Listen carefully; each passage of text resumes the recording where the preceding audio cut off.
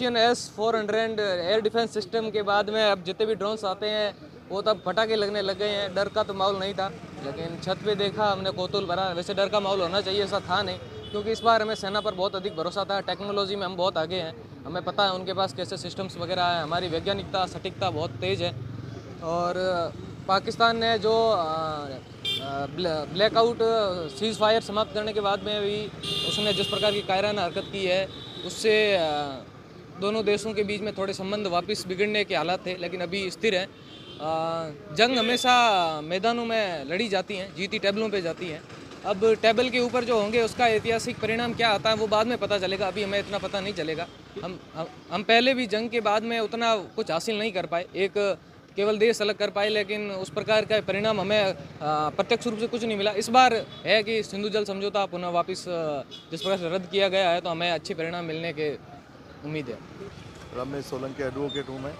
हालांकि आज संडे है और फिर भी ब्लैकआउट ख़त्म होने के बाद मार्केट में हलचल अच्छी है, चहल पहले लोगों में बिल्कुल भय नहीं है। भारतीय सेना पे पूरा विश्वास है और भारत की जो सरकार है और प्रधानमंत्री नरेंद्र मोदी और तीनों सेनाओं के प्रमुख हैं, उन पर पूरा विश्वास है कि कुछ भी हो जाए वो भारत की किसी भी हिस्से पे कोई भी तकलीफ नहीं आने देंगे।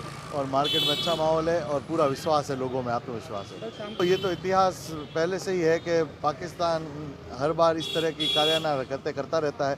पहले भी कई बार ऐसा किया कि सीज़ फायर की बात करके और उल्लंघन किया, तो ये उसके खून में है, इसलिए इस पर कोई बड़ा आश्चर्यचकित होने की बात नहीं है।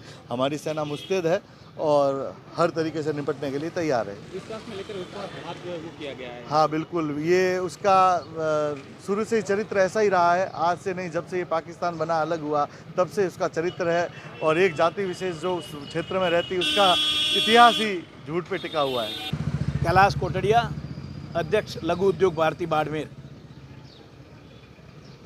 पहले तो बधाई दूंगा आप सभी को।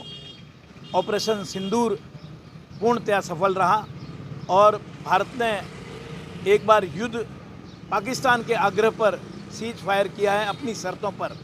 भारत की पूर्ण शर्तें उस पर लागू है। पूर्णतया से अब कोई भी आतंकवादी घटना होगी तो वो युद्ध माना जाएगा और सिंधु जल परियोजना में जो हम पानी देंगे उसको हम पूर्णतया रोक देंगे। इस प्रकार की सारी शर्तों के साथ में हमने विजय पाई है और बाज़ार एक बार पुनः खुल गया है। उसका प्रभाव आम जनता पे जो पड़ा था 2 दिन में, उसका प्रभाव धीरे धीरे दूर हो जाएगा। आम जनता के मन में घर बैठकर जो कुछ मनोवैज्ञानिक प्रेशर आता है, मनोवैज्ञानिक दबाव आता है, वो भी कम हो जाएगा। जनता खुश है और जनता जो चाहती थी वैसा हो गया है। परंतु कुछ जगह पर ऐसी भावना भी दिखी जा रही है कि भारतीय जनता को सरकार से ये उम्मीद थी कि सरकार और अधिक कार्रवाई करती। परंतु यदि हमें विश्वास है कि पाकिस्तान यदि और कोई कायरानी हरकत करेगा तो इस बार उसको नेस्ता नाबूद कर दिया जाएगा। साहब, शर्तों के साथ सीज फायर किया गया, लेकिन 3 घंटे बाद सीज फायर का उल्लंघन कर दिया गया। बिल्कुल सही बात है।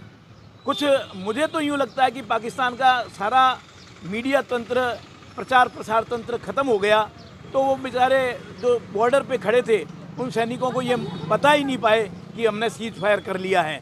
तो इस प्रकार इक्के दुक्के उन्होंने कोई फुलझड़ियाँ छोड़ दी होगी। तो भारतीय सुरक्षा तंत्र फिर भी सजग और चौकन्ना है। भारतीय सेना आज भी चौकन्नी है, जिन्होंने उसके सारे प्रकार के जो ड्रोन उड़ाए थे उनको वहीं हवा में ख़त्म करके और पूर्णतः नष्ट कर दिया।